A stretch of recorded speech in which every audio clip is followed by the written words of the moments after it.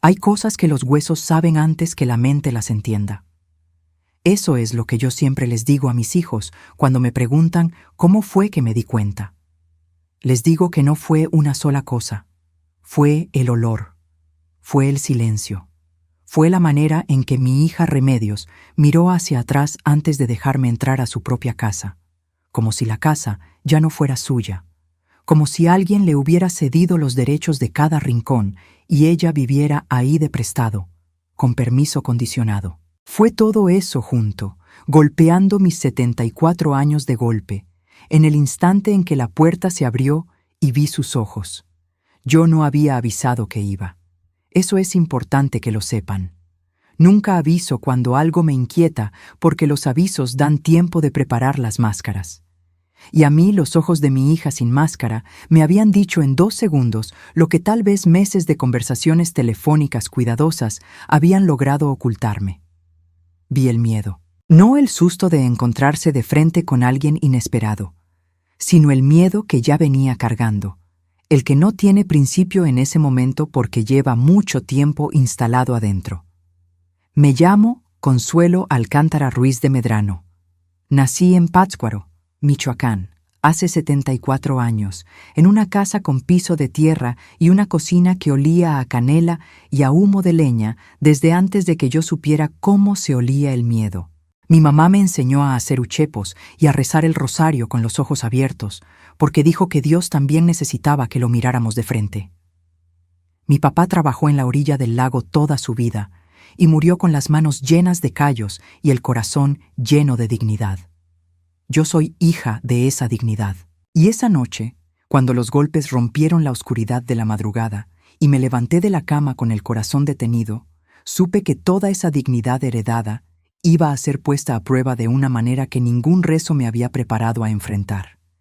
Pero para que entiendan bien lo que pasó esa noche, necesito que me acompañen desde el principio, desde la visita, desde la puerta, desde los ojos de mi hija.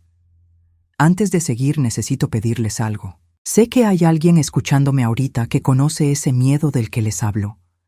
El miedo en los ojos de alguien que quieres. Escríbanme en los comentarios desde dónde me están acompañando hoy. Su ciudad, su estado, su país. Y si es de noche donde están, dímelo también. Porque esta historia se escucha mejor en la oscuridad, cuando uno está dispuesto a sentirla de verdad. Si esta voz de viejita ya les está llegando al corazón, denle like. Y si todavía no se han suscrito, háganlo ahorita, porque aquí llega una historia nueva cada día sin falta. Ahora déjenme contarles. Remedios tiene 43 años, es mi tercera hija, la del medio, la que nació en enero cuando el lago estaba color acero y el frío entraba por las ventanas sin pedir permiso. Le puse Remedios por la Virgen de los Remedios, no porque fuera devota de ese nombre, sino porque el parto fue difícil, y cuando por fin lloró, sentí que algo me había sido devuelto, que alguna deuda cósmica había saldado su cuota. Creció siendo la más callada de mis 4 hijos. No callada de tímida, sino callada de observadora, de la que escucha todo antes de hablar y cuando habla ya tiene la conclusión lista. Era la que resolvía los pleitos entre sus hermanos sin alzar la voz, la que encontraba las llaves perdidas, la que notaba cuando yo estaba triste antes de que yo misma lo admitiera. Cuando conoció a Germán Fuentes Villaseñor, ella tenía 35 años y él acababa de llegar de Morelia a trabajar en la constructora del municipio como supervisor de obra. Era guapo, ese tipo de guapo que los demás notan antes que tú y que te lo mencionan antes de que puedas formarte tu propia opinión. Alto, con el cabello oscuro bien peinado, con una manera de hablar que hacía que todo sonara razonable y medido. La primera vez que lo trajo a cenar a mi casa, se paró a mirar las fotos en la pared de la sala y le preguntó a cada uno de mis hijos cómo se llamaban y cuántos años tenían. Eso me pareció una fineza. Eso me pareció educación. Me pareció que un hombre que se interesa por la familia de la mujer que quiere es un hombre que entiende lo que importa. Yo era enfermera auxiliar del Centro de Salud de Pátzcuaro durante 28 años. No médica, pero sí la mujer que estaba en la sala de espera cuando llegaban las familias, la que tomaba los signos vitales, la que escuchaba lo que no cabía en el expediente. En esos 28 años vi cosas que no se aprenden en ningún libro. Vi madres que traían a sus hijos con moretones explicados con caídas demasiado frecuentes. Vi mujeres que llegaban con la mirada apagada y respondían a todo que sí, de una manera que no era acuerdo, sino rendición. Vi niños que se sobresaltaban cuando alguien elevaba la voz, aunque la voz no fuera para ellos. Aprendí a leer lo que el cuerpo dice cuando la boca no puede decirlo. Y ese aprendizaje de casi 3 décadas, fue lo que me habló en los 2 segundos que tardé en leer los ojos de Remedios cuando me abrió la puerta esa tarde de martes. Ella vive en Siragüen, a menos de media hora de Pátzcuaro, en una casita de tabique pintada de color durazno que Germán compró cuando se casaron hace 7 años. El jardín siempre ha estado cuidado, porque Remedios tiene manos para las plantas igual que yo. Tiene rosales y una bugambilia que cada primavera le come la fachada con un morado tan intenso que la casa parece un cuadro. Esa tarde el jardín estaba descuidado, no abandonado, pero sí con esa dejadez que se instala cuando la persona que cuida algo ya no tiene energía para nada más que sobrevivir el día. Toqué el timbre y esperé. Escuché pasos, un silencio, más pasos. Y luego la puerta se abrió y Remedios me miró, y antes de que su cara pudiera acomodarse en la expresión correcta, antes de que el cerebro le dijera qué era lo apropiado mostrar, yo vi lo que había debajo. Vi el susto, vi el alivio de que fuera yo. Vi la sombra que no se fue aunque el alivio llegara. Y vi cómo miró hacia atrás antes de hacerme pasar, despacio, como asomándose a algo que yo no podía ver desde donde estaba. «Mamá, qué sorpresa», dijo, y su voz sonó a algo ensayado, aunque el ensayo hubiera sido para otra visita, no para la mía.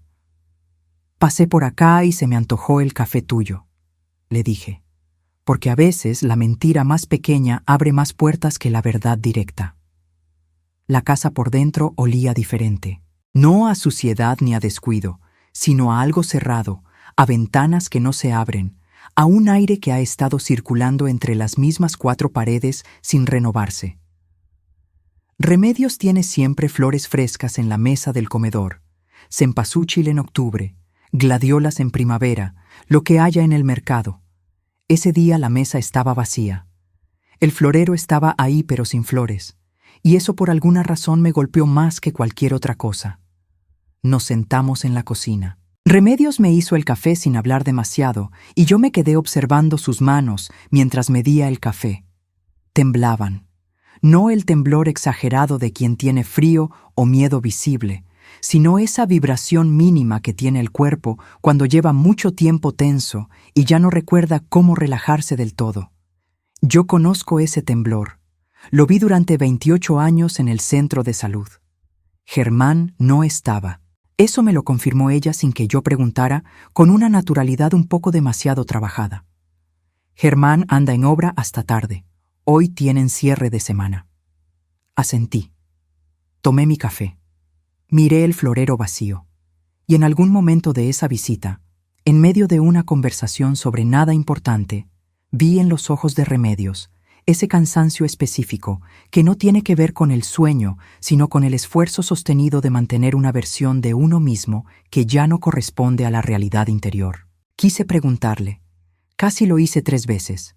Pero cada vez que empezaba a abrir la boca hacia ese tema, algo en su postura se cerraba, algo en ella se preparaba para negar, y yo entendí que el momento no era ese. Que empujar antes de tiempo podía cerrar una puerta que después sería muy difícil volver a abrir. Me despedí cuando el sol empezaba a bajar detrás del cerro. Nos abrazamos en la entrada y cuando me soltó, no me soltó del todo. Se quedó con los dedos en mi brazo, apretando apenas, y me miró de una manera que duró demasiado para ser una despedida normal. «Mamá», dijo, con la voz bajita, con ese tono que tienen las personas cuando están a punto de decir algo que les cuesta mucho trabajo. «Dime, mi amor».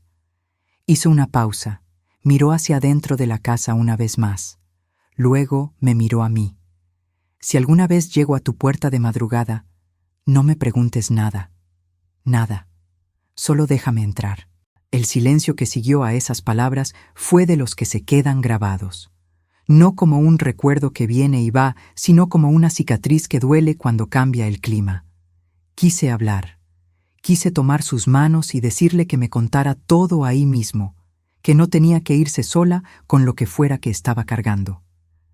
Pero ella ya estaba cerrando la puerta, ya estaba retrocediendo hacia adentro de esa casa de color durazno, con el jardín descuidado y el florero vacío, y yo me quedé en la banqueta con el corazón hecho un nudo que no sabía cómo deshacer.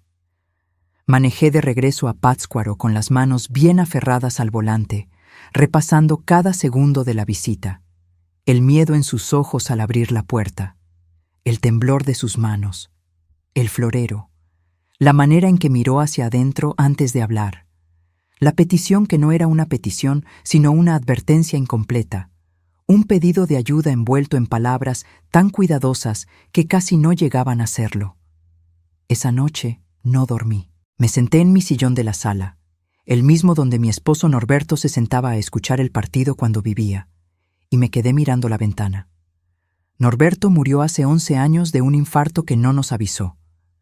Se fue un lunes por la mañana mientras desayunaba, sin dolor aparente según el médico, aunque yo nunca terminé de creerle eso porque conocía a Norberto, y sé que él no habría querido que yo viera su cara en el momento. Desde entonces vivo sola en esta casa, yo y mis plantas, y las fotos en la pared, y la voz de Norberto que a veces me parece escuchar cuando la casa está muy callada. Esa noche la casa estaba muy callada, y la voz que escuché no era la suya, era la de Remedios. Si alguna vez llego a tu puerta de madrugada, no me preguntes nada, solo déjame entrar. Pensé en los años con Germán. Pensé en las señales que ahora, en el silencio de esa noche, empezaban a cobrar un sentido diferente. El año pasado, en la posada de diciembre, Remedios había llegado sin Germán, y cuando le pregunté, él había mandado un mensaje de texto diciendo que tenía gripa. Pero Remedios había tenido los ojos colorados toda la noche, y yo lo había atribuido al frío de diciembre. 2 navidades antes, cuando Germán había estado presente, yo había notado que Remedios no terminó ninguna frase que empezó. Cada vez que abría la boca para decir algo, miraba hacia él y se detenía, y terminaba sonriendo y diciendo algo distinto a lo que iba a decir. Yo lo había leído como timidez, como el código privado de una pareja. Ahora lo leía diferente. Pensé en la vez que llamé a Remedios un domingo por la mañana, y ella respondió en un susurro, diciéndome que Germán dormía y no quería despertarlo. Y cuando le pregunté si quería que yo la recogiera para ir al mercado, me dijo que no, que mejor ella me llamaba después. Y ese después tardó 4 días en llegar. Yo lo había leído como la consideración de una esposa. Ahora lo leía diferente.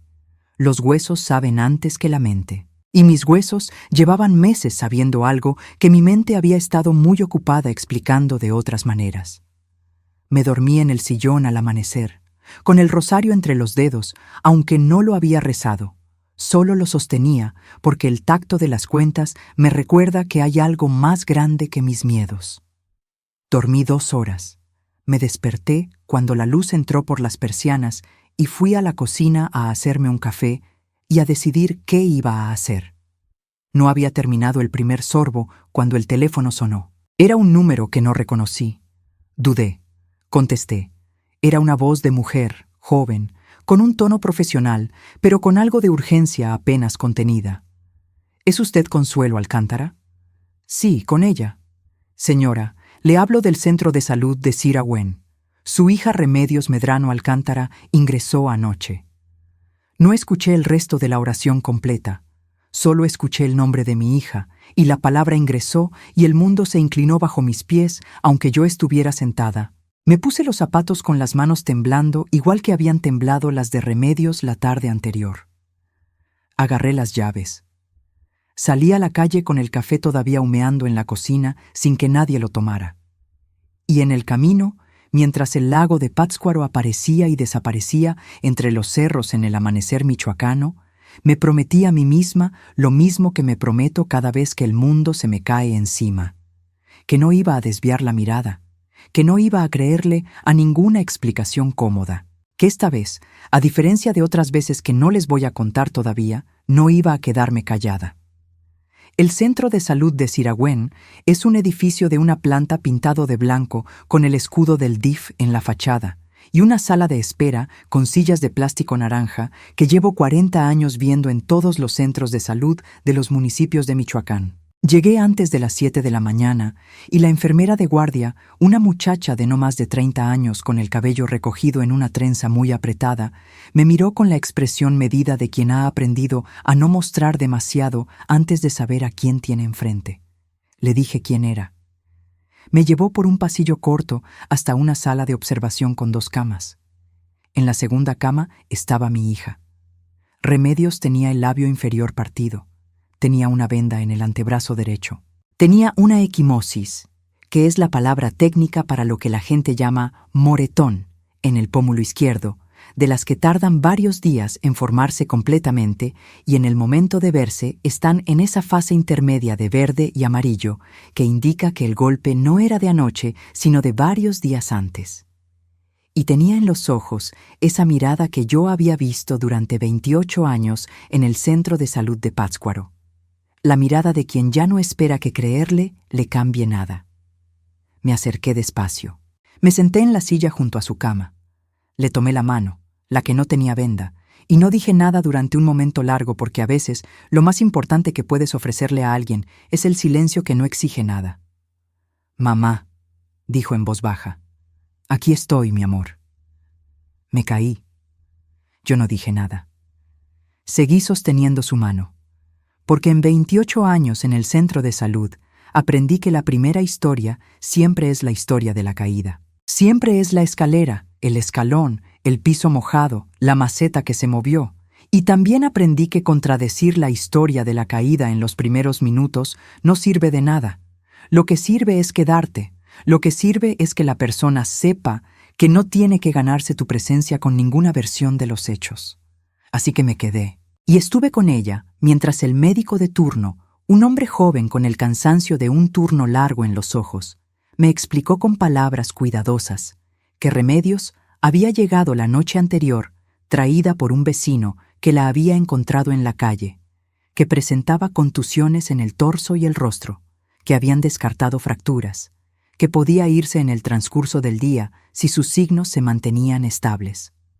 Cuando el médico se fue, Remedios cerró los ojos. Yo me quedé en la silla con su mano entre las mías y escuché su respiración acomodarse en algo que parecía más tranquilo.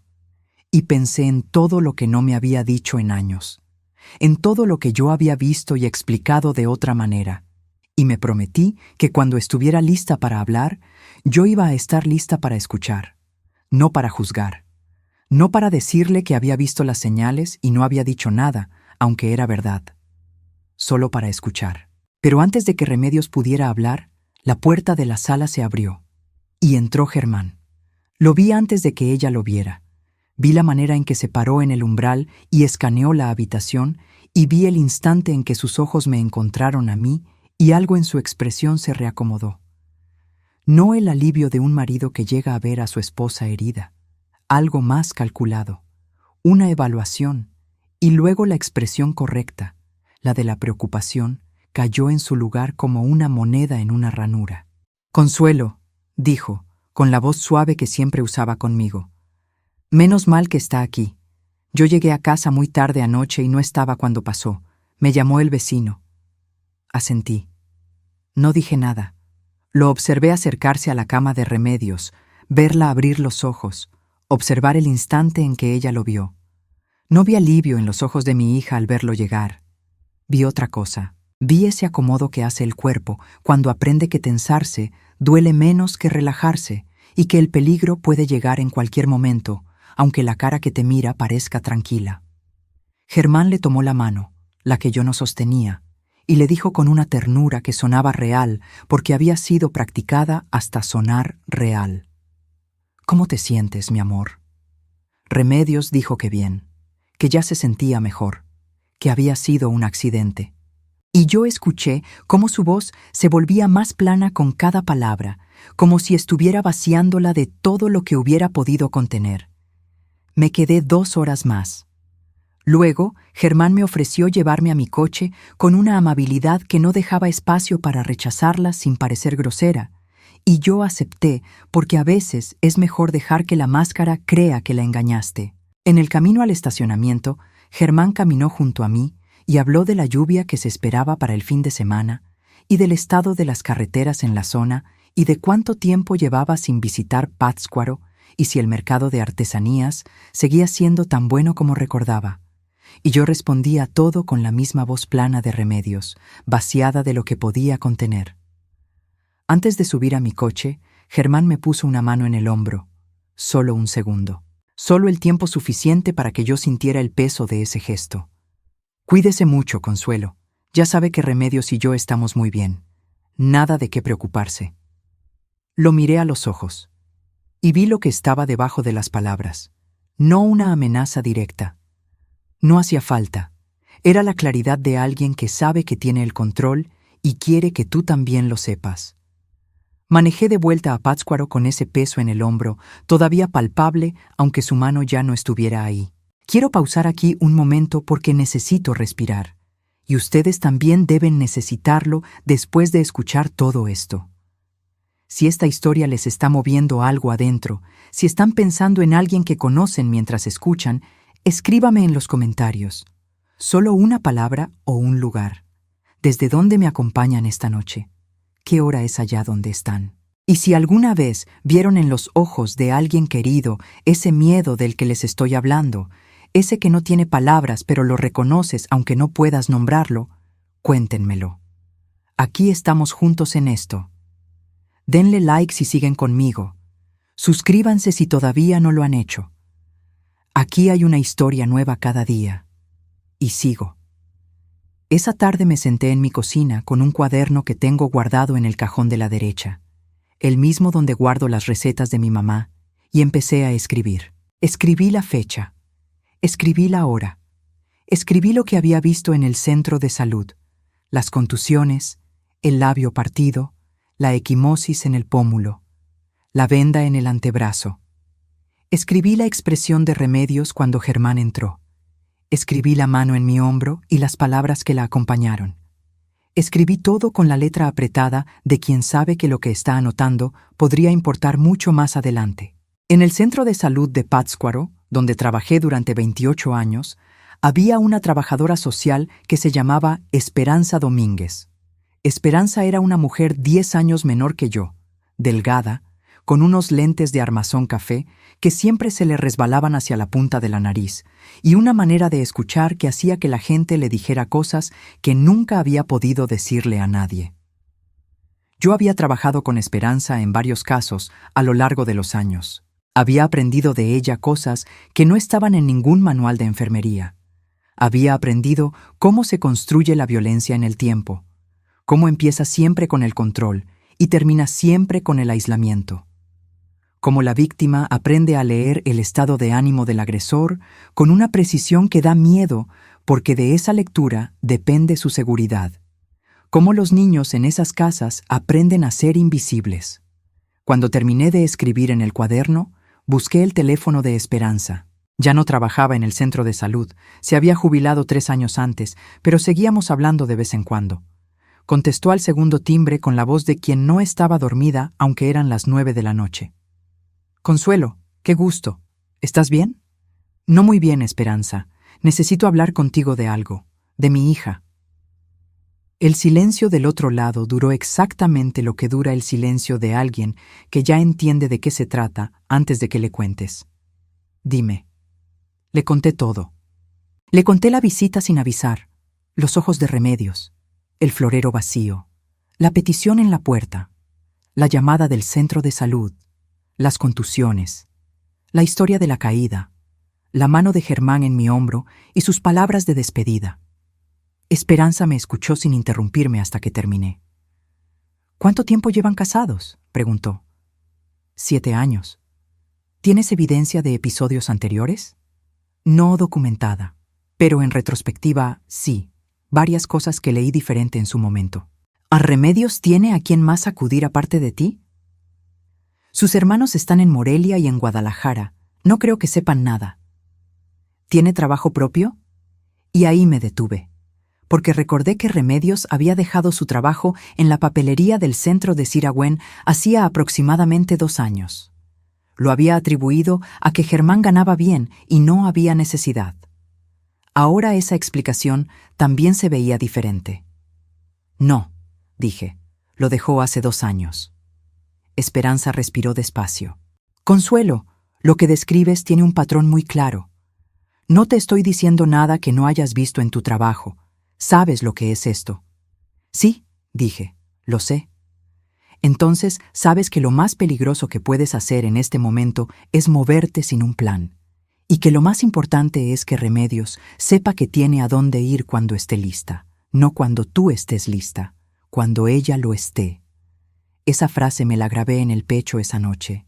Cuando ella esté lista, no cuando yo lo esté. Porque una de las cosas que Esperanza me había enseñado años antes y que ahora regresaba con todo su peso era que las personas en situaciones de violencia doméstica no salen cuando el de afuera decide que ya es suficiente. Salen cuando encuentran la combinación de seguridad y apoyo y oportunidad que hace posible el movimiento. Y el trabajo de quien las acompaña es construir esas condiciones, no apurar el proceso. Los siguientes días los pasé haciendo 2 cosas al mismo tiempo. Por fuera, nada. Llamé a Remedios 2 veces como siempre. Hablamos de cosas normales. No mencioné el hospital, ni la visita, ni la mano de Germán en mi hombro. Noté que su voz sonaba un poco menos tensa, como si la presencia de Germán en la conversación fuera menor, y eso me dio un pequeño espacio de esperanza. Por dentro, documentaba. Cada llamada con su fecha y hora. Cada detalle que recordaba de años anteriores, anotado con la máxima precisión posible. Esperanza me había dicho que la documentación era el primer ladrillo de cualquier acción posterior. Y seguía mirando el teléfono por las noches. Por si llamaba. Por si llegaba antes de estar lista para llamar. Fue en esa semana cuando empecé a hablar con mis otros hijos. Con cuidado. Con el mismo principio de esperanza en la mente. No revelar más de lo necesario antes de saber con quién contaba. Mi hijo mayor, Ernesto, que vive en Morelia y trabaja en construcción, reaccionó con la respuesta que yo había anticipado. Mamá, no te metas en los problemas de pareja de Remedios. Si ella no dice nada, es porque no hay nada. Mi hija menor, Patricia, que vive en Guadalajara y trabaja como maestra de primaria, escuchó más. Hizo preguntas. Se quedó en silencio unos segundos y luego dijo algo que me abrió el pecho. Yo también he notado cosas, mamá, pero no sabía si era mi imaginación. No era su imaginación. Con Patricia empecé a construir el otro pilar, el que Esperanza llamaba la red de apoyo. La persona que sabía. La persona que podía actuar si yo no podía. La persona que podía llegar si yo no llegaba. Fue Patricia quien me contó algo que yo no sabía. Que 3 meses antes, en una videollamada con Remedios, había visto en el fondo de la imagen una silla volteada que Remedios había tapado rápidamente con el cuerpo. Que cuando le preguntó qué era eso, Remedios le había dicho que estaban remodelando. Que ella le había creído en el momento porque era más fácil creerle. Ahora ninguna de las dos le creíamos la remodelación. Lo que no les he dicho todavía es que además de todo lo que estaba pasando afuera, había algo que estaba pasando adentro de mí. Un recuerdo que seguía regresando sin que yo lo llamara. Un recuerdo de hace 40 años, de cuando yo tenía 30 y pocos, de una vecina que se llamaba Dolores Iriarte y que vivía 2 casas arriba de la mía en Pátzcuaro. Dolores tenía una hija de 7 años y un marido que llegaba tarde, y de noche a veces se escuchaban cosas desde la calle. Yo lo sabía, las vecinas lo sabíamos, y nadie hizo nada. Y un martes de agosto, Dolores llegó al centro de salud con la niña y no regresó sola a su casa esa noche porque no pudo. Yo no había podido hacer nada por Dolores en ese momento. Era joven, no tenía herramientas, no sabía los pasos, pero me lo había prometido, en el silencio de mi corazón de 30 años, que si alguna vez volvía a estar frente a algo así, no iba a desviar la mirada. Ahora tenía 74 años y herramientas que Dolores nunca tuvo. Y mi hija era Remedios, no la vecina de 2 casas arriba.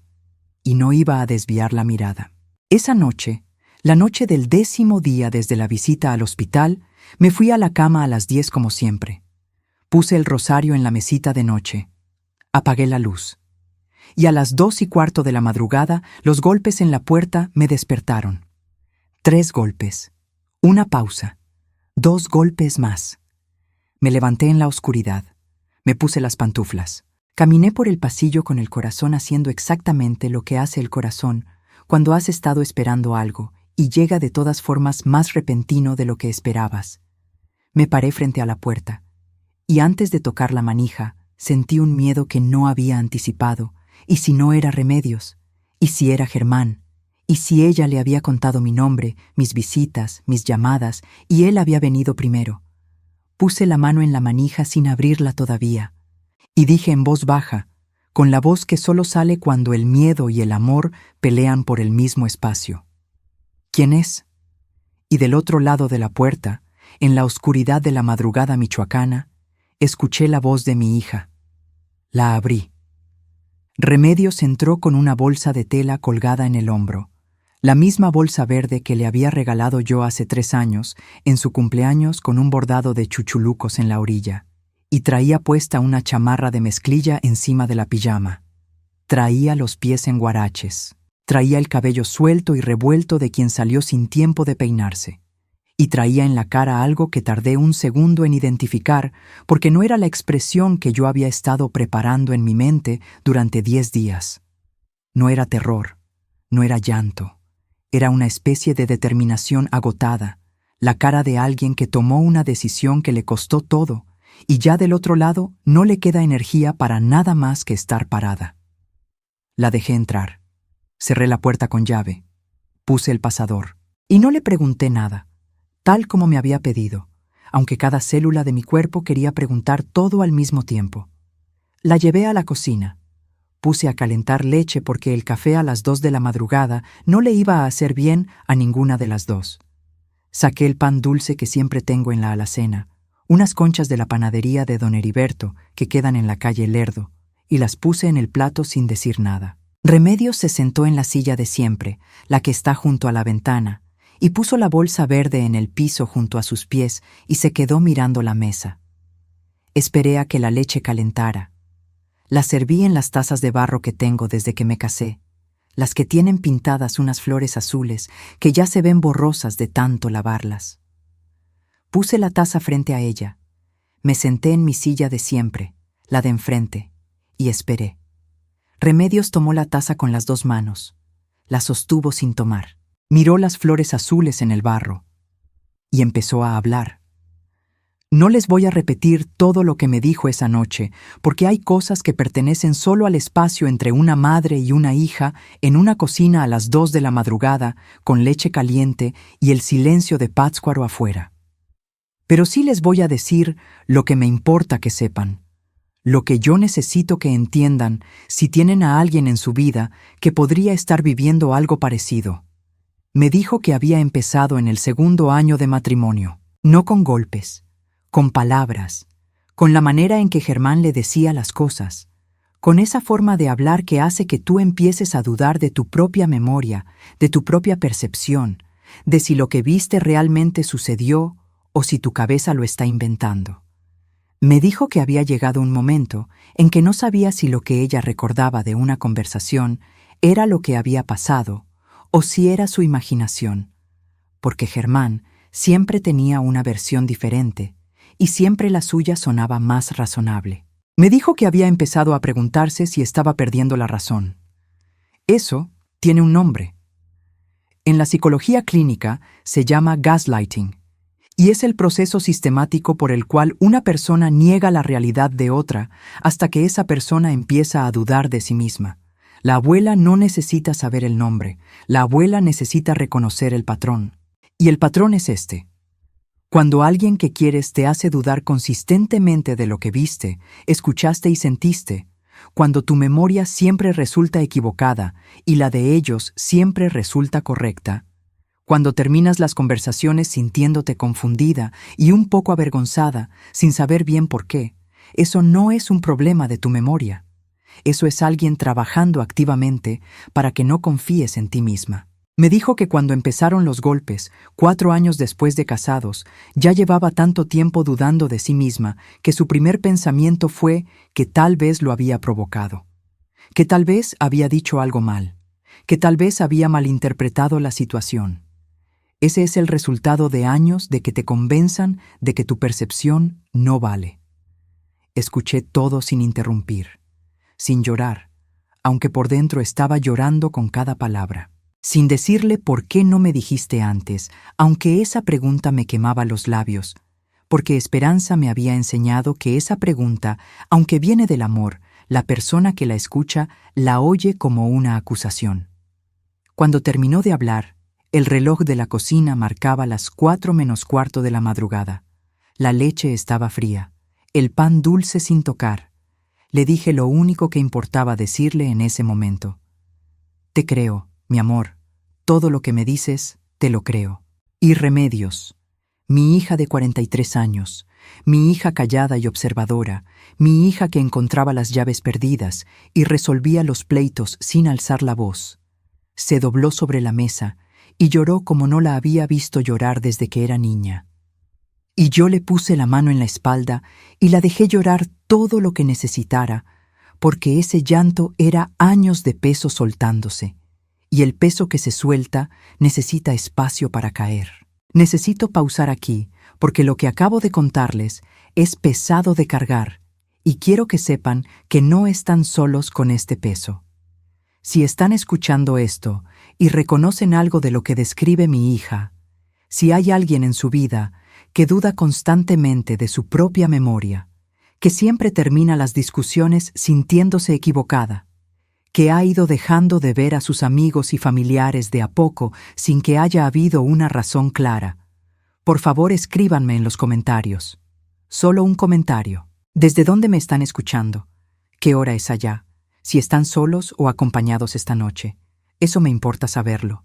Denle like si esta historia les está enseñando algo, aunque sea algo que duele aprender. Suscríbanse si todavía no lo han hecho. Aquí hay una historia nueva cada día. Y les prometo que esta tiene un final que vale la pena escuchar.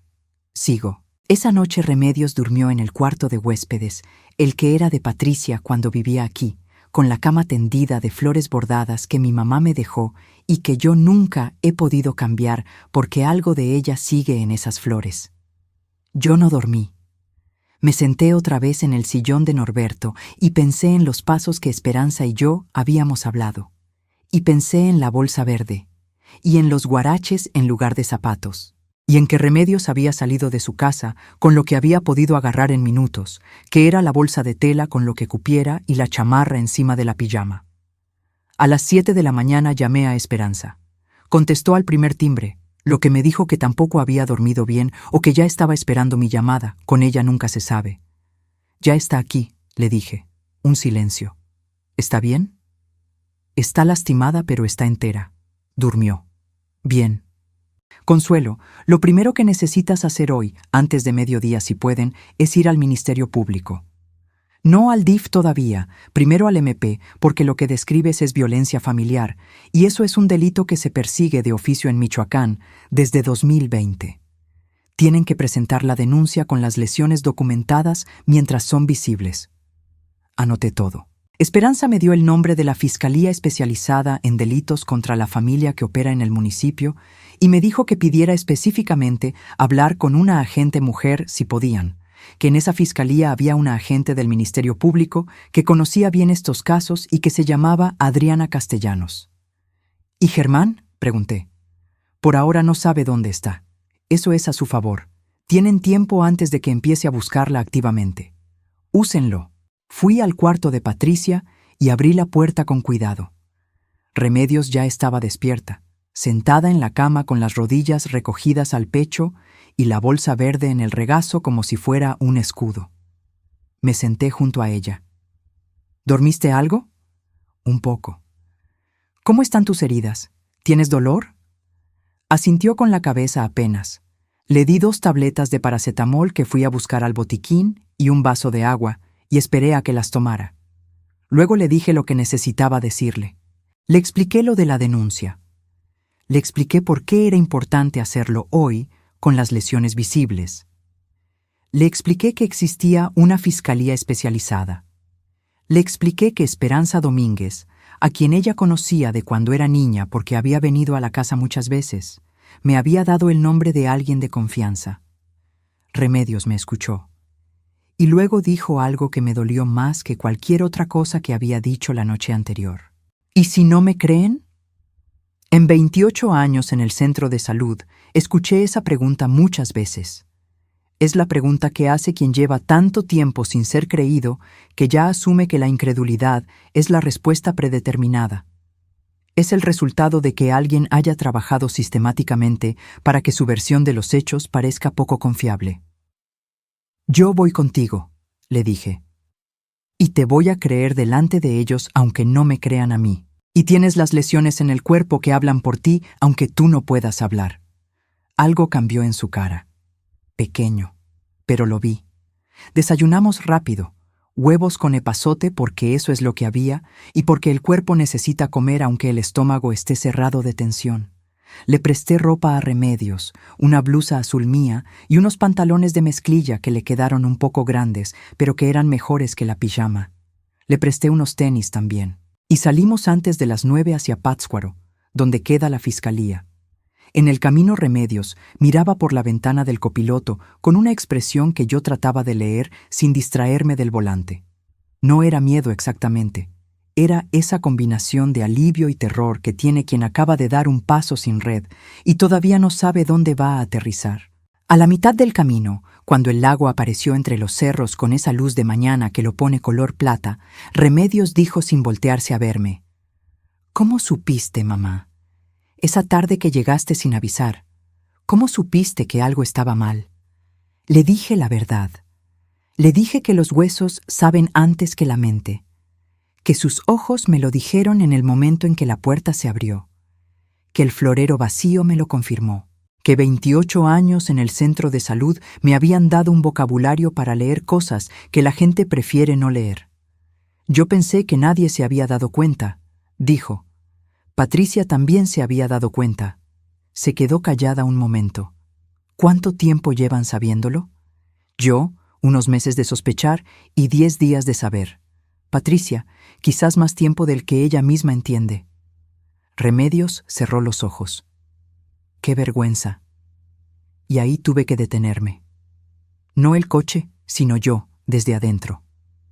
Remedios, mírame. Se volteó. La vergüenza no te pertenece a ti. Escúchame bien. Lo que pasó en esa casa no es tuyo para cargarlo con vergüenza. Germán construyó esa situación ladrillo por ladrillo durante años, empezando por convencerte de que tu propia memoria era poco confiable y terminando por dejarte sin trabajo, sin red de apoyo y con la sensación de que nadie te iba a creer. Eso no es un fracaso tuyo. Eso es una estrategia de alguien que sabía exactamente lo que estaba haciendo. No respondió, pero se limpió los ojos con el dorso de la mano y volvió a mirar por la ventana. Y yo seguí manejando. La Fiscalía Especializada en Delitos contra la Familia de Pátzcuaro queda en un edificio color arena en la calle Iturbe, cerca del centro. Llegamos a las 9:40. La sala de espera tenía sillas de plástico azul marino y un cartel en la pared con los números de atención de crisis que incluía el de la Comisión Nacional de los Derechos Humanos, el 807-15-2000, que yo ya tenía anotado en mi cuaderno pero que vi con alivio, porque significa que la información estaba accesible para cualquiera que llegara sola sin una mamá que la acompañara. Pedí hablar con la agente Adriana Castellanos. La recepcionista nos dijo que estaba en una audiencia, pero que podía atendernos en 40 minutos. Nos sentamos, esperamos. Remedios tenía las manos juntas en el regazo y los dedos entrelazados tan apretados que los nudillos se le ponían blancos.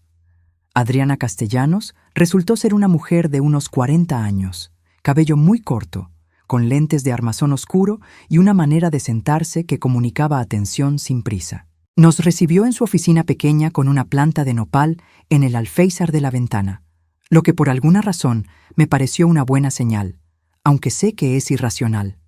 El nopal es una planta que aguanta todo. Escuchó a Remedios con la misma paciencia con que yo la había escuchado la noche anterior. No interrumpió. Tomó notas con una pluma roja. Cuando Remedios terminó, le explicó el proceso con claridad y sin tecnicismos innecesarios, que se abriría una carpeta de investigación esa misma mañana, que necesitaban documentar las lesiones con un perito médico que podía atenderla ahí mismo, que el juzgado familiar podía emitir una medida de protección, que es una orden que legalmente le impide a Germán acercarse a Remedios, en un plazo de 24 a 72 horas desde la presentación de la denuncia, dependiendo de la valoración del caso, que el DIF municipal sería notificado para dar seguimiento y ofrecer atención psicológica. Remedios escuchó todo con esa expresión de determinación agotada que había traído en la cara desde que entró a mi casa de madrugada. Y cuando Adriana terminó, le preguntó: ¿Tiene alguna pregunta? Remedios dijo que sí. Preguntó: ¿Y si él dice que yo estoy mintiendo? Adriana la miró directamente. Las lesiones documentadas por el perito son evidencia objetiva. Su declaración es evidencia testimonial. Este proceso no depende de que usted lo convenza a él de que dice la verdad. Depende de la evidencia. Y la evidencia está en su cuerpo. Sentí que algo se soltaba en el espacio de esa oficina pequeña con el nopal en la ventana. Lo que pasó después fue procedimental y largo y tedioso, de la manera en que son tedios los procesos que importan. El perito médico, las fotografías de las lesiones, la declaración formal que Remedios dio con voz que empezó temblando y fue asentándose en algo más firme conforme avanzaba. Yo estuve en la sala de espera durante la declaración, porque hay partes de ese proceso que la hija necesita recorrer sola para saber que puede. Salimos de la fiscalía a las 12:30.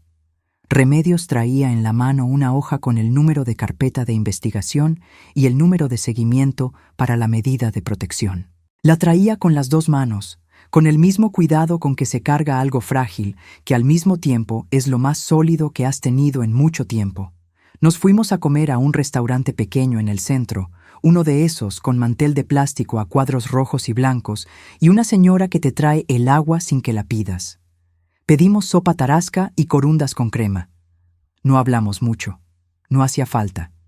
A veces el silencio compartido después de algo muy difícil es su propio tipo de conversación. Y fue en ese silencio, con la sopa tarasca humeando entre las dos, cuando Remedios sacó algo de la bolsa verde y lo puso sobre la mesa. Era un cuaderno pequeño, de los que se compran en la papelería, con las pastas rojas y las hojas rayadas, gastado en las esquinas, con algo escrito en la portada con letra de Remedios. Fechas. Me lo pasó sin decir nada. Lo abrí. Y lo que vi me explicó varias cosas al mismo tiempo. Remedios había estado documentando. Desde hacía más de 2 años.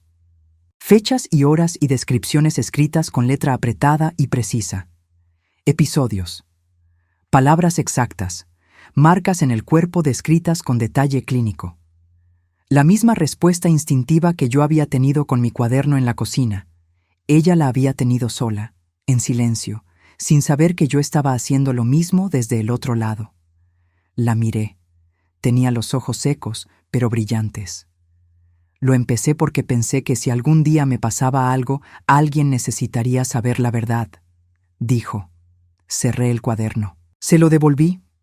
Le dije que se lo guardara, que ese cuaderno rojo era ahora parte de la carpeta de investigación que Adriana Castellanos iba a construir, que esas fechas y esas palabras escritas con letra de Remedios eran el tipo de evidencia que no se puede fabricar ni contradecir porque tiene el peso de la verdad vivida y documentada en tiempo real, que mi hija, en el silencio de su casa con el jardín descuidado y el florero vacío, había estado construyendo su propia defensa sin que nadie le dijera cómo.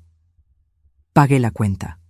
Salimos al sol del mediodía michoacano, ese sol de agosto que calienta diferente junto al lago, más húmedo, más envolvente, y caminé junto a mi hija por las calles empedradas de Pátzcuaro, las mismas que conozco desde que era niña, y sentí algo que no supe nombrar en ese momento, pero que ahora, con el tiempo encima, reconozco como el principio del alivio.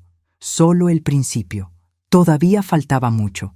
Y lo peor del proceso no siempre es el peligro.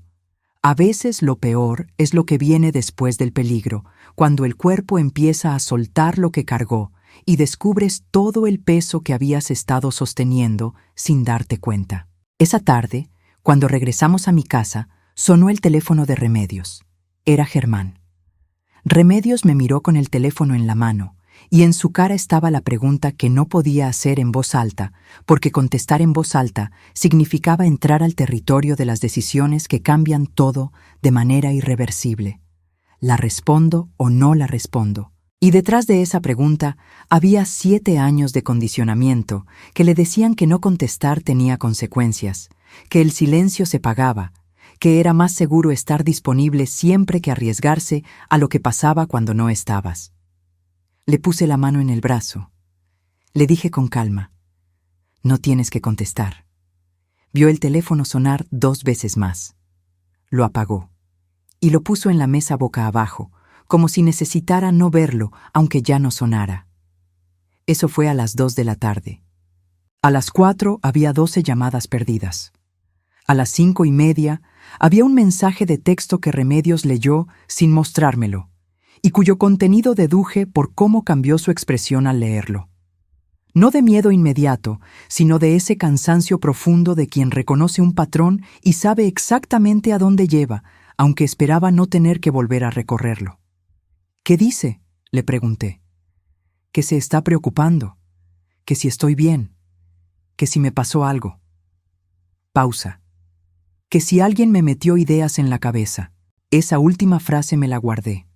La anoté mentalmente con la misma precisión con que Remedios anotaba fechas en su cuaderno rojo, porque esa frase tenía el sabor exacto de lo que Esperanza llamaba la narrativa de control, la que convierte al que pregunta en víctima y al que apoya en manipulador. Llamé a Adriana Castellanos esa misma tarde y le informé de las llamadas y el mensaje. Adriana nos indicó que guardáramos capturas de pantalla de todo, que no respondieran nada y que la medida de protección estaba siendo procesada y esperábamos resolución antes del día siguiente. También nos dijo algo que yo necesitaba escuchar: que la respuesta de llamadas múltiples en pocas horas era consistente con el patrón que Remedios había descrito y que reforzaba el expediente. Esa noche llamé a Patricia a Guadalajara. Le conté lo del Ministerio Público, la carpeta de investigación, la medida de protección en proceso. Hubo un silencio largo del otro lado. «Mamá, ¿necesitas que vaya?» «Todavía no, pero quiero que sepas todo lo que está pasando». ¿Y Ernesto? Ernesto va a tardar más en entender. Ya llegaremos a él cuando haya más que mostrarle. Patricia no dijo que yo tenía razón, pero tampoco me contradijo, lo que con Patricia significa lo mismo que decirlo. Lo que pasó al día siguiente fue lo que Adriana Castellanos había prometido que podía pasar.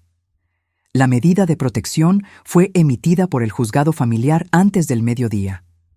Un documento oficial que legalmente le prohibía a Germán Fuentes Villaseñor acercarse a Remedios, a mi domicilio y a cualquier lugar donde Remedios se encontrara.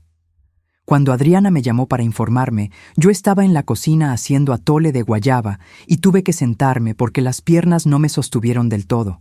No es que un papel detenga a quien no quiere ser detenido. Eso también lo sé. Pero un papel convierte el abuso en un registro oficial. Convierte la palabra de ella en algo que el sistema reconoce. Convierte la historia de la caída en lo que siempre fue. Una mentira construida sobre el miedo de otra persona. Se lo di a Remedios con las 2 manos, como se entrega algo valioso y frágil al mismo tiempo. Ella lo leyó 2 veces.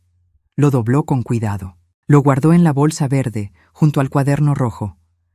Antes de seguir quiero hacer una pausa aquí, porque llegamos a un momento en esta historia que quiero que se lleven en el corazón. Si están escuchando esto y hay algo que les está inquietando, algo que no han podido nombrar del todo, sobre alguien que quieren, no esperen a que la evidencia sea perfecta para hablar. No esperen a tener el cuaderno completo. El DIF de su municipio recibe reportes de preocupación aunque no tengan pruebas. El Ministerio Público recibe denuncias aunque no estén seguros de todos los detalles. La Comisión Nacional de los Derechos Humanos tiene una línea de atención al número 800-715-2000. No necesitan tener todo resuelto para pedir ayuda. Necesitan tener una preocupación fundada. Con eso basta para empezar. Escríbanme en los comentarios desde dónde me están escuchando, qué hora es allá, y si esta historia les está dando algo concreto, algo que pueden usar, denle like. Suscríbanse. Aquí hay una historia nueva cada día. Sigo. Germán se enteró de la medida de protección esa misma tarde, supusimos, porque las llamadas pararon y fueron reemplazadas por el silencio, que a veces es más ruidoso que los gritos. Y luego, al día siguiente por la mañana, empezó la otra parte. La otra parte es lo que nadie te cuenta cuando piensas en estas situaciones. La parte de afuera de la casa, la que ocurre en el espacio donde vive la reputación. Germán Fuentes Villaseñor era conocido en Siragüen. Trabajaba en la constructora. Era el que llegaba a las juntas del comité de vecinos. Era el que había ayudado a don Porfirio con los papeles de su terreno el año pasado. Era el hombre servicial, puntual, de voz razonada que hacía que todo sonara lógico, y esa versión de Germán empezó a trabajar. Me enteré a través de mi comadre Dolores Vizcaíno, que tiene una sobrina en Siragüen, que Germán estaba contando en el barrio que Remedios se había ido de repente sin ninguna razón, que él estaba muy preocupado, que no entendía qué había pasado, que sospechaba que la familia de ella la había metido ideas en la cabeza porque siempre habían tenido celos de lo bien que les iba a los dos, que Remedios sufría de los nervios desde hace tiempo y que él la había estado cuidando con mucha paciencia, pero que estas cosas tenían un límite. Cada una de esas palabras era una piedra puesta en la construcción de una narrativa. La narrativa del marido abandonado por una mujer inestable. La narrativa de la familia entrometida. La narrativa que convierte al agresor en víctima y a la víctima en el problema. Eso también tiene un nombre en la literatura psicológica. Se llama darbo, que viene del inglés, pero describe algo muy humano y muy antiguo. Primero niega, luego ataca, luego se presenta como víctima. Y funciona porque la gente prefiere creer que alguien que conoce y que siempre ha sido amable no puede ser lo que lo acusan de ser. Le conté a Adriana Castellanos sobre la campaña de Germán. Ella me dijo que era completamente esperado y que estaba documentado, que formaba parte del expediente como evidencia del patrón de comportamiento, que lo que importaba ahora era que Remedios se mantuviera en un lugar seguro, que continuara con el proceso legal y que buscara atención psicológica lo antes posible, no como requisito del proceso, sino porque 7 años dejan marcas que no se borran solas. El DIF municipal nos contactó a los 2 días. Una trabajadora social llamada Verónica, joven, con una manera directa y sin condescendencia de hablar que me cayó bien desde el primer minuto, visitó mi domicilio para hacer la valoración inicial. Habló con Remedios durante más de 1 hora. Salió con una evaluación que reforzaba lo que ya estaba en la carpeta de la Fiscalía y con la oferta de atención psicológica gratuita a través del DIF. 2 sesiones por semana con una psicóloga que trabajaba específicamente con mujeres en situación de violencia familiar. Remedios dijo que sí, no con entusiasmo todavía, sino con la misma determinación agotada que había traído desde la primera noche, pero lo dijo, y eso era suficiente. Ernesto llegó el sábado desde Morelia. Llegó con la cara de quien viene a resolver algo que entiende de afuera y no desde adentro, con esa seguridad un poco irritante de quien no ha vivido la situación pero tiene opiniones firmes sobre ella. Me senté con él en la sala antes de que viera a Remedios y le conté todo. Con calma, con el cuaderno donde yo había anotado todo frente a nosotros, con el número de carpeta de investigación, con el nombre de Adriana Castellanos y el número de la Fiscalía para que llamara si dudaba. Ernesto es mi hijo y lo conozco mejor que él mismo. Vi el momento en que la incredulidad fue cediendo. Vi el momento en que algunas cosas de años anteriores empezaron a reordenarse en su cabeza con una lógica diferente. Vi el momento en que entendió que lo que yo le estaba mostrando no era la interpretación sesgada de una madre preocupada, sino evidencia documentada de un patrón de comportamiento que llevaba años construyéndose en silencio. No dijo, lo siento. Ernesto no dice esas palabras con facilidad, pero cuando entró al cuarto donde estaba Remedios, entró diferente a como había llegado. Entró con los hombros bajos, con la voz suave, y la abrazó durante un tiempo largo sin decir nada. Y eso valió más que cualquier disculpa. Lo que les voy a contar ahora es lo que para mí fue el momento de quiebre. No el más dramático ni el más visible desde afuera, sino el que yo cargo conmigo como el más importante. 4 días después de que Remedios llegara a mi puerta de madrugada, mientras ella estaba en su primera sesión con la psicóloga del DIF y yo esperaba en la sala de la clínica con un vaso de agua de Jamaica que alguien había puesto en la mesa de centro, saqué el cuaderno donde yo había estado documentando desde el principio. Lo abrí en la primera página, la del día después de visitar a Remedios en el centro de salud de Siragüen, y leí lo que había escrito. Las contusiones, la historia de la caída. La mano de Germán en mi hombro, la frase de despedida que era una advertencia disimulada de encanto. Y de repente vi algo que no había visto antes. Algo que había escrito casi sin darme cuenta, más por hábito de enfermera que por intención documentaria. En el margen derecho de la segunda página, con letra más pequeña que el resto, había anotado algo que Germán dijo cuando me acompañó al estacionamiento. Las palabras exactas. Ya sabe que Remedios y yo estamos muy bien. Nada de qué preocuparse. Y debajo, con un círculo pequeño que debía haber trazado ese mismo día sin recordarlo, había anotado: ¿por qué me dice esto si no le pregunté? Eso es lo que hace alguien que sabe que hay algo que esconder. No espera a que le pregunten. Se adelanta a la pregunta con la respuesta, porque la pregunta no necesita hacerse si la respuesta ya está en el espacio. Y yo lo había notado en el momento, sin saber completamente qué significaba, y lo había anotado. Y ahora estaba sentado ahí en el margen de una página con toda su evidencia intacta. Llamé a Adriana Castellanos y le leí ese fragmento. Me dijo que lo añadiría al expediente como parte del patrón de comportamiento documentado.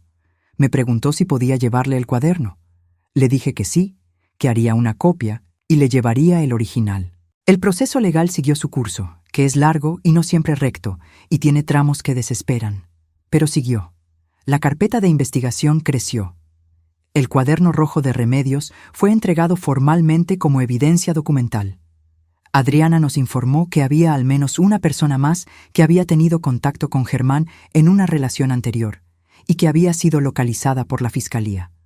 No nos dijo más en ese momento, solo que el expediente se estaba construyendo con solidez. Hubo momentos difíciles. Hubo noches en que Remedios lloraba en el cuarto de Patricia y yo me quedaba en el pasillo sin entrar, solo presente, solo disponible. Hubo mañanas en que me preguntaba si había actuado demasiado rápido o demasiado lento, o de la manera equivocada. Hubo una conversación con Ernesto una semana después en que me dijo algo que me dolió pero que entendí. Mamá, ¿y si hubiera habido otra manera de manejarlo que no rompiera todo? Y yo le dije lo que Esperanza me había enseñado a decir. El quebramiento ya existía. Lo que hicimos fue nombrarlo. La tarde en que la psicóloga del DIF, después de la 4ª sesión con Remedios, me pidió hablar un momento conmigo, salí a la sala con el corazón preparado para cualquier cosa. La psicóloga, que se llamaba Mariana Reyes, y tenía en la voz esa calma ganada de quien ha acompañado muchos procesos difíciles, me dijo algo que se instaló en mí de una manera que no esperaba. Señora Consuelo, su hija tiene una capacidad de resiliencia notable. Ha estado sosteniendo una situación muy difícil durante años con recursos propios muy limitados, y aún así encontró la manera de documentar, de comunicarle lo que necesitaba comunicarle a usted y de moverse cuando llegó el momento. Eso no es coincidencia. Eso es el resultado de haber tenido, en algún lugar de su sistema, a alguien en quien confiar. Usted fue esa persona aunque no supiera exactamente qué estaba pasando. Me fui al baño a llorar para que Remedios no me viera, porque hay momentos en que las madres necesitan llorar sin que sus hijos los sostengan, necesitan hacer ese trabajo solos para poder seguir siendo el sostén. 2 semanas después de la denuncia, Germán fue citado por la fiscalía. No les voy a decir que fue sencillo. No lo fue. Fue la parte del proceso en que la narrativa del marido abandonado se convirtió en algo más agresivo, con un abogado contratado y declaraciones que intentaban construir la imagen de Remedios como inestable y de mí como la instigadora. Pero la carpeta de investigación era sólida. El cuaderno rojo de Remedios era irrefutable. Y la persona de la relación anterior que la fiscalía había localizado finalmente dio una declaración formal. Esa declaración fue el momento en que la máscara de Germán Fuentes Villaseñor, supervisor de obra, hombre que traía flores a la iglesia y ayudaba a los vecinos con sus papeles, ya no tuvo ningún lugar donde esconderse. Adriana Castellanos me llamó ese día por la tarde. No me dijo mucho por teléfono, solo dijo: el expediente está completo. El proceso penal sigue su curso. Su hija está protegida. Colgué el teléfono. Me senté en el sillón de Norberto y por primera vez en semanas, el silencio de la casa no me pesó. Solo fue silencio. Han pasado 14 meses desde aquella madrugada en que los golpes rompieron el silencio de mi casa y abrí la puerta y encontré a Remedios con la bolsa verde en el hombro y los guaraches en lugar de zapatos. 14 meses que a veces se sienten como 14 años y a veces como si hubiera pasado la semana pasada, que es la manera en que el tiempo funciona cuando algo te cambia de manera irreversible por dentro. Esta mañana me desperté a las 6 como siempre, antes de que amaneciera del todo, con ese cielo michoacano que en septiembre tiene un color entre gris y rosa, que mi mamá llamaba el cielo de los pájaros, porque decía que era el color que le gustaba a los pájaros para cantar. Fui a la cocina a poner el café, y cuando estaba moliendo los granos, escuché pasos en el pasillo, y luego Remedios entró con el cabello recogido y los ojos todavía medio cerrados de sueño, y se sentó en su silla junto a la ventana, y dijo sin preámbulo: «Ya tengo frío, mamá. Ponme más azúcar al café». Eso fue todo. Eso fue el momento. Eso fue mi hija sentada en su silla junto a la ventana, pidiendo más azúcar en el café con la voz ronca de la mañana, sin mirar hacia atrás antes de hablar, sin calcular el peso de sus palabras, sin calibrar mi estado de ánimo antes de hacer una petición tan pequeña como el azúcar. Hay personas que no entienden por qué ese momento me hizo pensar en lo que voy a contarles hoy. Pero quien ha visto de cerca lo que hace el miedo sostenido con el cuerpo de una persona, lo entiende de inmediato. El miedo sostenido enseña a no pedir, enseña a no querer demasiado, enseña que cada necesidad expresada es una vulnerabilidad que alguien puede usar en tu contra. Y cuando ese miedo se va, no se va de golpe como una puerta que se cierra.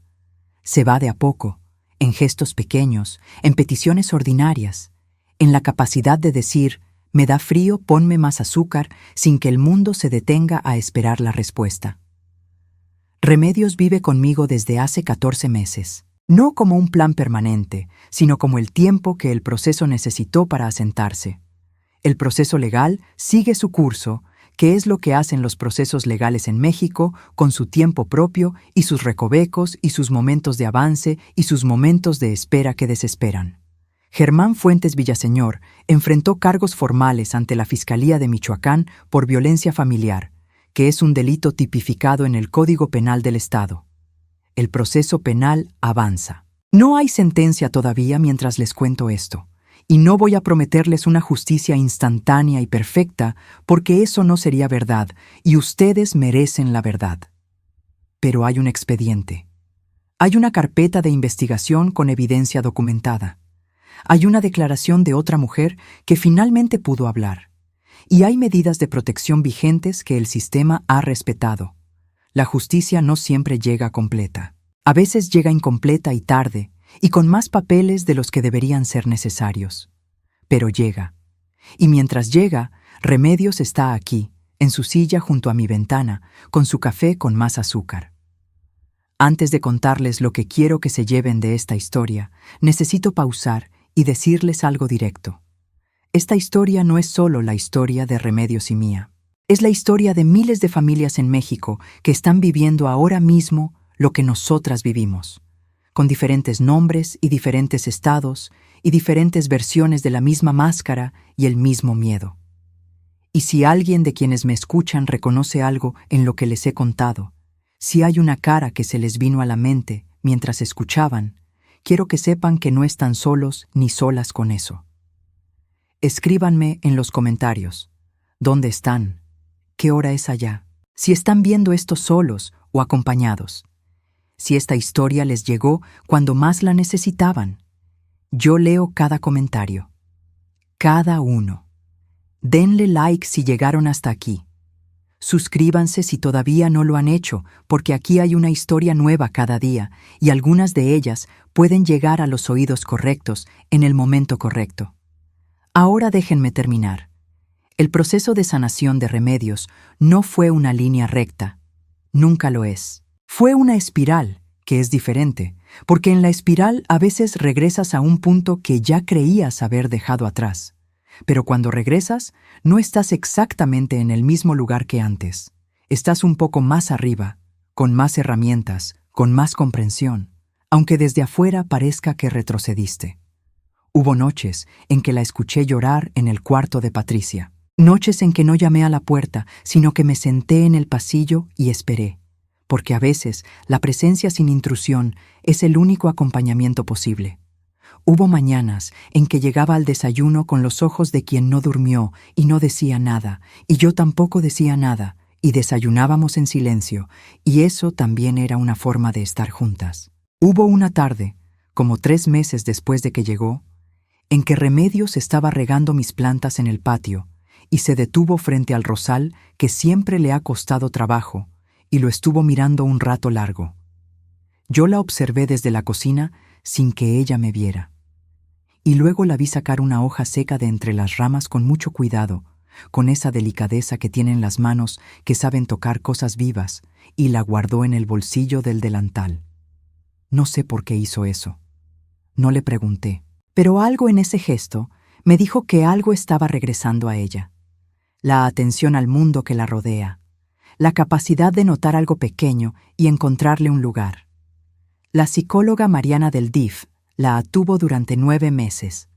Después Remedios encontró una psicóloga privada en Pátzcuaro con quien sigue trabajando, una vez por semana, un proceso que ella describe como lento y a veces difícil y completamente necesario. Yo no sé lo que hablan en esas sesiones, ni necesito saberlo. Solo sé que Remedios sale de esas citas con algo diferente en la cara. No siempre alegría, a veces con los ojos rojos, pero siempre con algo que se parece a la claridad. Ernesto tardó más en llegar a donde llegó. Los hombres de su generación y de su carácter tardan porque el camino que tienen que recorrer incluye deshacer ideas muy arraigadas sobre lo que significa meterse en los problemas de una pareja y sobre lo que significa la privacidad de un matrimonio y sobre lo que las mujeres a veces exageran. Lo conozco, lo quiero, y sé que llegó. Una tarde me llamó y me dijo, sin anuncio, sin preámbulo, con la voz de quien dice algo que le costó trabajo admitir: «Mamá, yo vi cosas que no quise ver. Eso no vuelve a pasar». Y colgó. Así es Ernesto, corto y directo cuando dice las cosas que importan. Patricia vino a Pátzcuaro en diciembre. Estuvo 2 semanas. Durmió en mi cama y Remedios en el cuarto de huéspedes y yo puse un colchón inflable en la sala.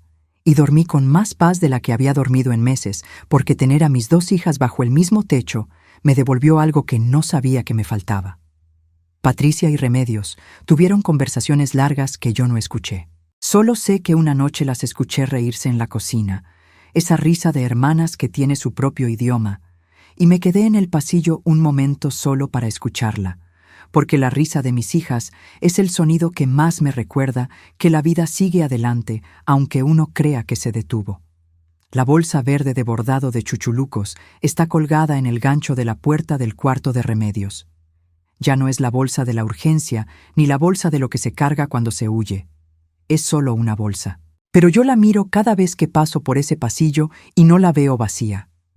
La veo llena de los 14 meses que siguieron a la noche en que entró por mi puerta. La veo llena del cuaderno rojo, del café con más azúcar, del rosal en el patio, de todo lo que vino después de la madrugada más larga. Ahora quiero hablarles directamente, no como abuela de la historia, como la mujer de 74 años que vivió esto y tiene algo concreto que decirles. A las abuelas y abuelos que tienen una sensación que no saben nombrar. Esa voz que les dice que algo no está bien, aunque todo parezca normal en la superficie. Esa incomodidad que viene cuando ven a su nieta o nieto y algo en la manera en que ese niño o niña se mueve no concuerda con cómo se movía antes. Escuchen esa voz. Su edad no es debilidad, es décadas de haber leído el mundo con atención. Y lo que aprendieron en esas décadas tiene valor. No dejen que nadie los convenza de que están exagerando o que ya están muy viejitos para andar fijándose en cosas. A los padres y madres que están leyendo señales en sus hijos y eligieron no leerlas hasta el fondo porque lo que significan da miedo. Los entiendo. Sé que no ver es a veces la única manera que el cuerpo encuentra de sobrevivir lo que todavía no puede enfrentar. Pero también sé lo que cuesta el silencio largo. No se los digo para juzgarlos. Se los digo porque estuve del otro lado y vi lo que la duda sostenida le hace a una persona. Y porque nunca es demasiado tarde para elegir diferente. Ahora les voy a decir 4 cosas concretas que aprendí en este proceso. 4 cosas que quisiera que toda persona que me escucha se llevara aunque no recuerden nada más de esta historia. La primera cosa. Cuando un niño o una niña que dormía bien empieza a tener pesadillas frecuentes sin que haya ocurrido algo que lo explique, eso es el cuerpo procesando algo que la mente todavía no puede nombrar. No es una etapa. No se les pasa solo. Necesita atención. La segunda cosa. Cuando una persona querida, grande o chica, deja de querer estar con alguien específico y no puede explicar por qué, o da explicaciones que cambian cada vez que le preguntas, créele al cuerpo antes que a las palabras. El cuerpo no miente, aunque la boca no pueda decir la verdad todavía. La tercera cosa. Cuando alguien en tu familia empieza a dudar sistemáticamente de su propia memoria, cuando siempre resulta que recuerda mal, que exagera, que interpreta todo de manera equivocada, eso no es un problema de memoria. Eso es el resultado de que alguien está trabajando para que no confíe en sí mismo o en sí misma. Eso tiene nombre, y ese nombre no es locura, es una táctica. La cuarta cosa. La documentación importa. Escribir fechas, escribir palabras exactas, escribir lo que viste con tus propios ojos, aunque en el momento no sepas si va a servir para algo. Sirve. Sirve más de lo que crees cuando llega el momento de que alguien más lo lea.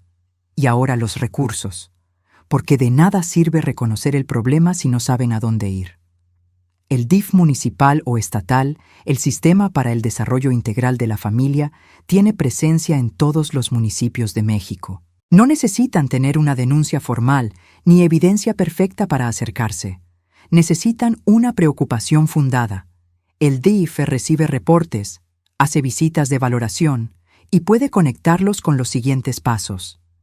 El Ministerio Público o la Fiscalía de su estado recibe denuncias por violencia familiar. En muchos estados de la República, incluido Michoacán, existen fiscalías especializadas en delitos contra la familia o contra menores. Pidan hablar con esa área específica. El juzgado familiar puede emitir medidas de protección, que son órdenes legales que limitan el acceso del agresor a la víctima, en plazos de horas a días desde la presentación de la denuncia en casos de riesgo inmediato. La Comisión Nacional de los Derechos Humanos tiene una línea de atención que pueden marcar desde cualquier parte del país. El número es 800-715-2000. Sin costo, sin necesidad de identificarse si no quieren. Solo para hablar con alguien que sabe qué pasos existen. No necesitan llegar con todo resuelto. Necesitan llegar. El sistema tiene imperfecciones que nadie les va a negar. pero también tiene personas como Adriana Castellanos y Mariana Reyes y Esperanza Domínguez que eligieron ese trabajo porque les importa. Y esas personas existen en su estado también, aunque no se llamen igual, a quien está cargando un secreto que le pesa. Se los digo con todo el corazón de esta abuela michoacana de 74 años que vivió en sus propias manos lo que significa cargar eso solo. El secreto no protege a nadie a la larga, protege la situación. Y la situación es lo que necesita cambiar. Esta mañana, cuando el café estuvo listo, le puse más azúcar al de Remedios. Se lo puse en silencio, sin anunciarlo, y ella lo tomó y le dio un sorbo y dijo: «Ajá, así está, con esa satisfacción pequeña y completa de las cosas que se reciben cuando uno finalmente puede recibirlas sin miedo». El florero en su cuarto tiene flores. Las cortó ella misma del jardín, 2 ramas de bugambilia que traje en una maceta desde Sirahuén cuando fuimos a recoger sus cosas, meses después de que se fuera. La bugambilia sobrevivió el traslado. Las plantas de Remedios siempre sobreviven porque ella sabe cómo hablarles, con el mismo silencio paciente con que ella escuchaba todo antes de hablar. Esta noche vamos a cenar corundas con crema y atole de guayaba, porque el mes que entra cumple 44 años y ella pidió eso. Su cumpleaños del año pasado lo pasamos con el proceso legal encima y la tristeza encima y el alivio encima, todo junto revuelto. Este año lo vamos a pasar con las corundas y el atole, y Patricia, que viene desde Guadalajara, y Ernesto, que prometió que esta vez sí llega. La bolsa verde está en su gancho. El cuaderno rojo está guardado en algún lugar que solo Remedios sabe. El florero tiene flores. Y yo sigo aquí en mi silla de la cocina con mi café de olla y mis 74 años, y la certeza de que no me equivoqué cuando decidí no desviar la mirada. Si se quedaron conmigo hasta el final de esta historia, quiero que sepan que me dieron un regalo muy grande esta noche. El regalo de su tiempo y de su atención, que es de las cosas más valiosas que existe. Solo les pido una última cosa. Si de verdad escucharon, si de verdad llegaron hasta aquí, dejen en los comentarios la palabra florero. Solo esa palabra.